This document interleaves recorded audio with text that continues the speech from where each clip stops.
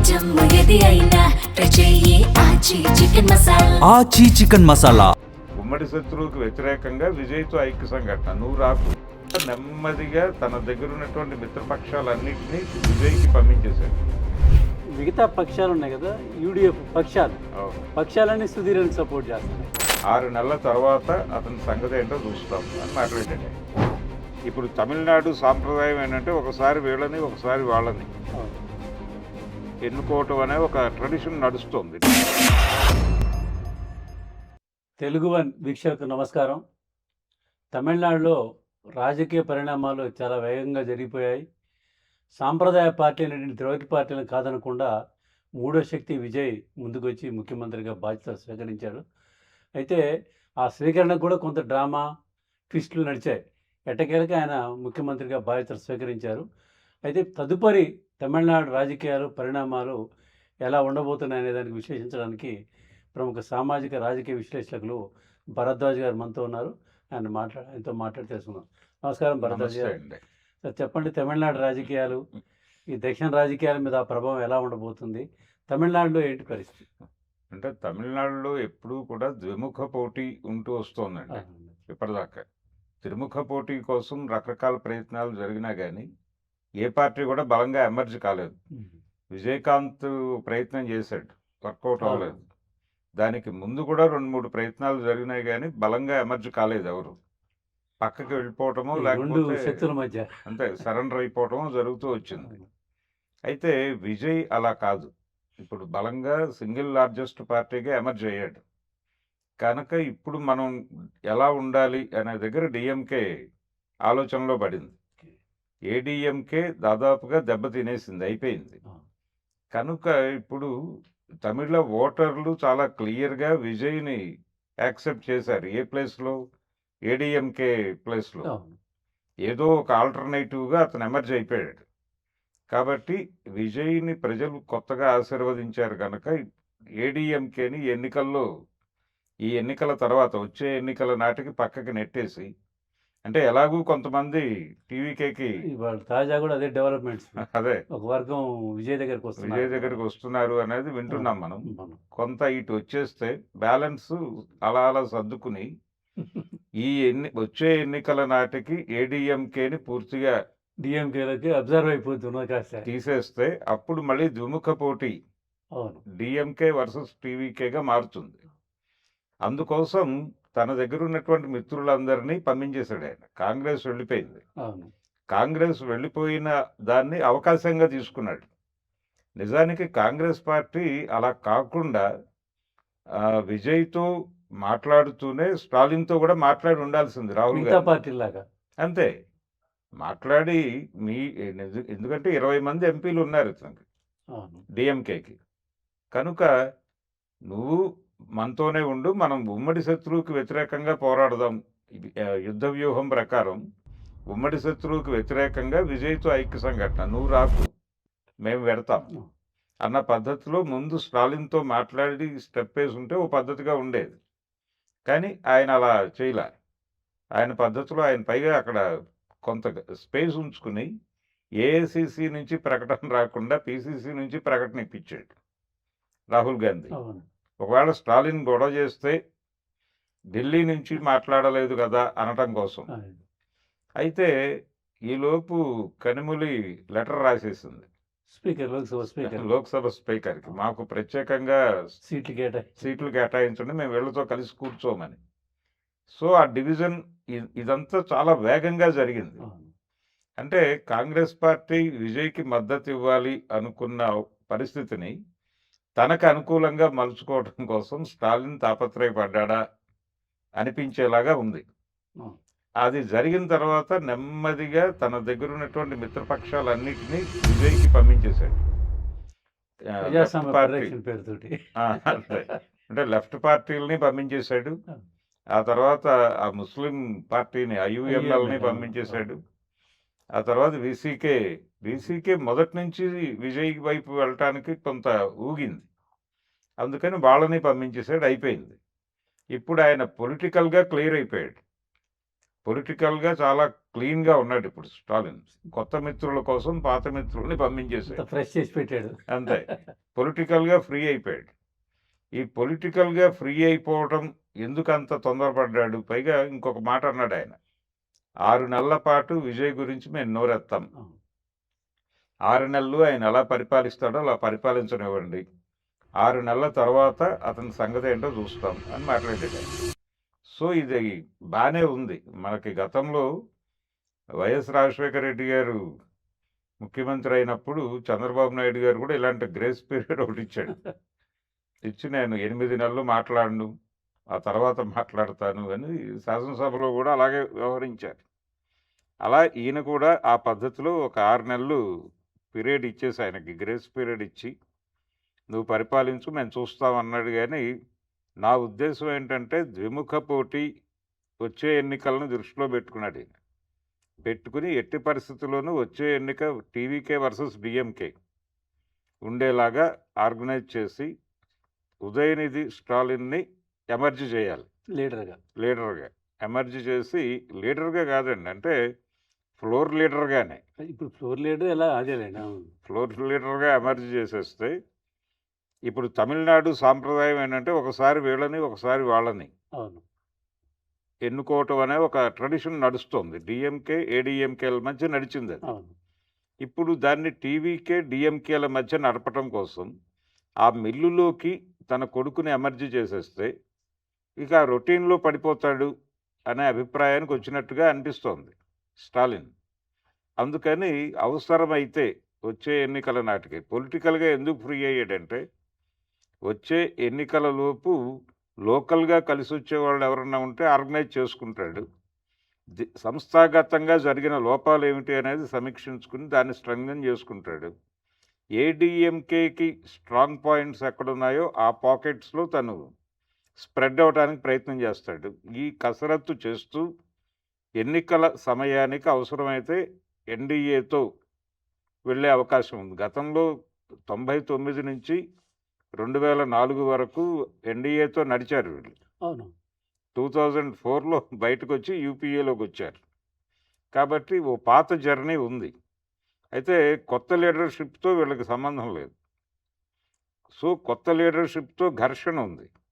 ఈ ఘర్షణని నెమ్మదిగా డిజాల్వ్ చేసుకుంటూ ఎలాగో అలా వచ్చే ఎన్నికలకు వాళ్ళు పెద్ద థియరిటికల్ ఫైట్ ఏం చేయట్లేదు.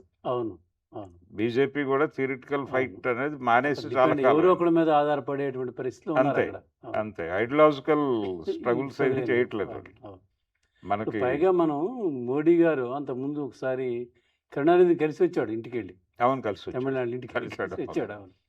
ఆయన్ని తర్వాత రజనీకాంత్ ఇంటికి వెళ్ళాడు. అవును. అలాంటి పనులు చేశాడు ఆయన 2014 ముందు. ఏఐడిఎంకే కూడా ఇవాళ పరిణామాలు ఇవాళ శాసనసభలో అది ఎమ్మెల్యే ప్రమాణ స్వీకారం నడుస్తుంది. అవును. ఇవాళ. ఈ నడిచే వరకు సాయంత్రం వరకు వాళ్ళు వస్తారనేది ఇప్పుడు బయట మీడియా హడావుడి అవును మీడియా హడావిడి స్పెక్యులేషన్ ఉంది. ఉంది. ఆ షణ్ముఖం అవుతున్న ఎవరో. అవును అంటే వీళ్ళ వైపు నుంచి కూడా ఆల్రెడీ తవ్వకాలు జరిపారని ఉమ్. 15 అన్నట్టుగా వినిపిస్తోంది. అదే ఎందుకంటే ఫస్ట్లో ఈ మద్దతు ప్రకటించే దగ్గరే అఫీషియల్గా పార్టీ అధ్యక్షులు లెటర్లు ఇవ్వటము, గవర్నర్కి ఇచ్చే లెటర్లు వీళ్ళు ఇచ్చే యాక్సెప్ట్ చేయరు కాబట్టి అవును ఫ్లోర్లో ఓకే వాళ్ళు ఇప్పుడు రేపు 12వ తారీఖు 13వ తారీఖు ఫ్లోర్లో ఓకే. అవును ఈ లోపల ఫార్మాలిటీస్ ఫార్మాలిటీస్ అంటే 2 రకాలుగా జరుగుతాయండి. ఇది బల నిరూపణ అంటే ఆ రోజున ఫ్లోర్లో ఉన్న వాళ్ళల్లో మెజారిటీ. అవును. సో ఆ రోజున ఓటింగ్లో పాల్గొకపోయినా కానీ మద్దతు ఇచ్చినట్టే. అవును. ఆ రోజు గైర్హాజరైనా అవును, కానీ విజయ్కి అవును. మద్దతు ఇచ్చినట్టే. అవును. సో ఈ వ్యూహంలో భాగంగా ఒక 20 మంది వరకు చేరేవాళ్ళు 15 మంది అయినా ఆ రోజు గైర్హాజరయ్యే వాళ్ళని కూడా ఇది మనం మనవాడిగా వేసుకోవచ్చు. ఇప్పుడే మాట్లాడుకుంటారు. అవును. ఇప్పుడే మాట్లాడుకుని సెటిల్మెంట్ చేసేసుకుంటే అవును. మేబీ 3 days అంటున్నారు అవును. గవర్నర్ గారికి. 12-13 అంతే. అంతే. మరి ఈ లోపల కేరళ ప్రమాణ స్వీకారం ఏమైనా పెట్టుకుంటే అవును అది చూసుకొని అది fix చేయొచ్చు. కూడా ఈయన బాధ్యత. ఈయన బాధ్యత, ఈయన ఇన్ఛార్జ్ ఈయన తమిళనాడు, ఇన్ఛార్జ్ తమిళనాడు. ఫుల్ అక్కడ పూర్తి స్థాయి ఇది కేరళకి ఆయన గవర్నర్ రాజేందర్ గారు. అవును. అది లెక్క. కాబట్టి ఆయన వెసులుబాటును బట్టి బుధవారం అంటున్నారు మ్యాక్సిమం గురువారాల్లో కంప్లీట్ చేస్తే. వాళ్ళు తేల్చట్లే ఇంకా కేరళ వాళ్ళు. అంటే వాళ్ళకి ప్రజలు మ్యాండేట్ ఇచ్చినా కూడా. వేణుగోపాల్ అవును. మీద ఆధారపడి ఉంది. అవును. ఆయనేమో రాహుల్ గాంధీ గారికి థింక్ ట్యాంక్. అవును. అహ్మద్ పటేల్ సోనియా గాంధీ గారికి ఎలాగో ఆ రోజుల్లో అవును. ఈయన అలా థింక్ ట్యాంక్. అవును. అవును. కాబట్టి వాళ్ళ ప్రయారిటీస్ని ఎమ్మెల్యేలు కూడా మెజారిటీ కేసీ వేణుగోపాల్ పేరే చెప్పారు. వేణుగోపాల్ వైపే ఉన్నారండి. వేణుగోపాల్కే ఛాన్సెస్ ఉన్నాయి. అవును. ఆ సుధీరను కొంచెం మొన్నటి వరకు ప్రతిపక్ష నాయకుడిగా పనిచేశాడు కదా. అవును. అంటే ప్రతిపక్షంగా నేను దీనికి ఒక అప్లిఫ్ట్మెంట్ ఇచ్చాను అనేటువంటి ఒక క్లైమ్ చేసుకుంటున్నాడు. అదేగా ఇంకోటి ఏంటంటే భరద్వాజ్ గారు అక్కడ ఈ మిగతా పక్షాలు ఉన్నాయి కదా, యూడిఎఫ్ పక్షాలు, అవును. పక్షాలన్నీ సుధీరానికి సపోర్ట్ చేస్తున్నాయి. అవును. కాంగ్రెస్ ఏమో పార్టీ ఇంటర్ ఎమ్మెల్యేలు ఒక 43 మందో ఎంతో ఆయనకు సపోర్ట్ చేశారు వేణుగోపాల్. ఆ యూడిఎఫ్లో ఉన్నటువంటి మిగతా పక్షాలని సుధీరన్ కావాలంటున్నాయి. సుధీరన్కి అంటే వాళ్ళతో టచ్ లో ఉన్నాడు. 5 ఏళ్ళు వాళ్ళతో కలిసి పనిచేశాడు కలిసి కదా. పనిచేశాడు. నేను ఢిల్లీలో ఉండి ఆయన ఢిల్లీ మ్యాన్. ఈయన ఢిల్లీ మ్యాన్ అవటంతో ఈయన అధిష్టానంతో సన్నిహితుడు. అవునులే, ఇప్పుడు కాంగ్రెస్ పార్టీ అదే కదా. మొదటి ఏదో నుంచి మన సీల్డ్ శ్యామచంద్రగా కవర్ ప్రపంచం అంతా దిగి రమ్మంటే తిరిగి వచ్చి నేనే తిరిగి వచ్చిన మీరే ప్రపంచం అన్నట్టు. వినాయకుడు కుమారస్వామి కథ అది. అవును, అట్లా ఉంటుంది కాంగ్రెస్. అలా కాంగ్రెస్ పార్టీలో సీల్డ్ కవర్ రాజకీయం కాబట్టి అవును. అక్కడి నుంచి ఎవరి పేరు వస్తుంది అనేది మిస్టరీగా మారిపోయి ఇతను కూడా చూస్తున్నాడు.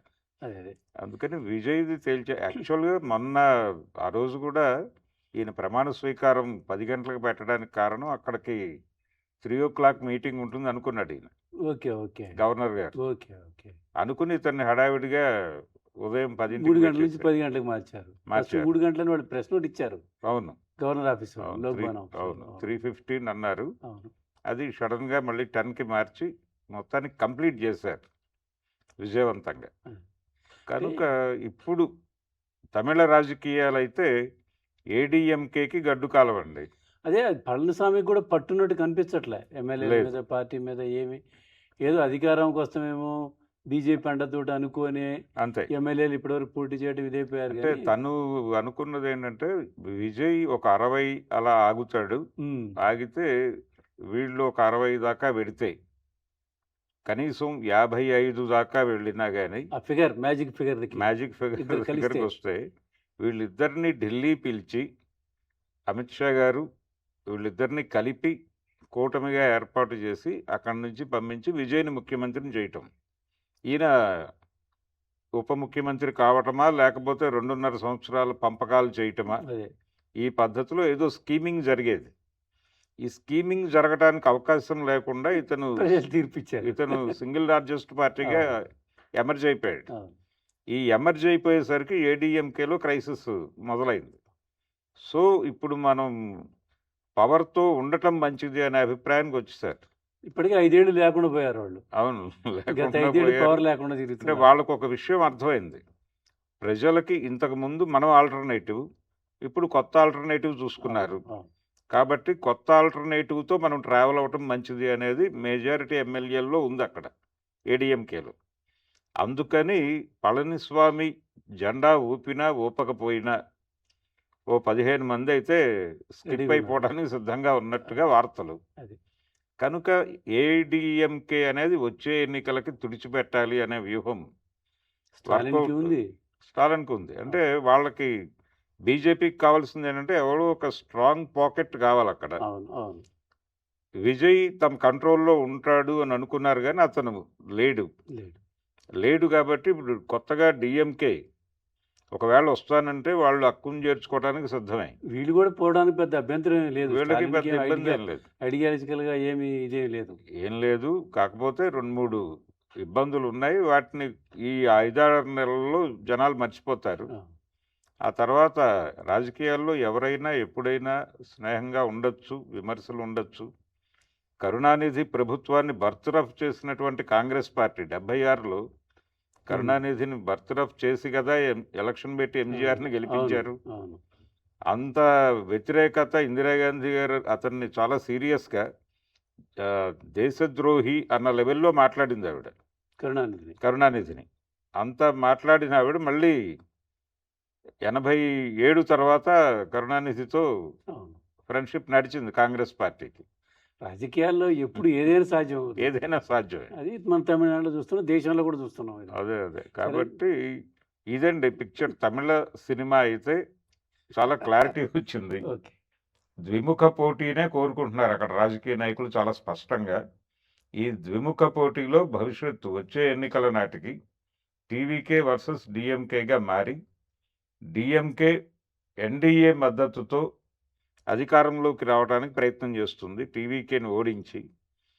తమిళనాడు సాంప్రదాయం ప్రకారం కొత్త ముఖ్యమంత్రిగా 5 ఏళ్ళకి ఒకసారి దయానిధి అది సారీ ఉదయనిధి. ఉదయనిధి స్టాలిన్ని ఎమర్జీ చేసి ఉదయనిధి స్టాలిన్ని అలా ఎమర్జీ చేసేస్తే 5 ఏళ్లకు ఒకసారి విజయ్ ఉదయనిధి వాళ్ళిద్దరు ఆల్టర్నేటివ్గా మారుతూ ఉంటారు కాబట్టి లెక్క సరిపోతుంది.